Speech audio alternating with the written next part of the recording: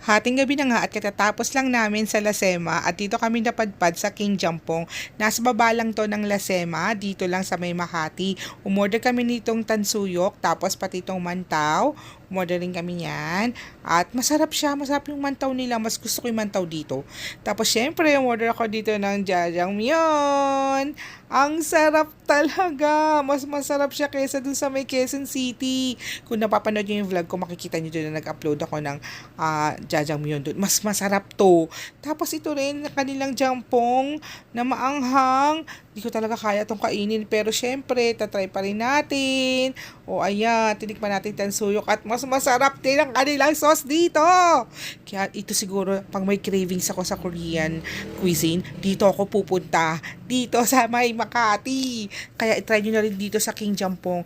Tinry ko yan yung spicy. Tingnan natin kung kakayanin. Oh my God, hindi ko kaya. Try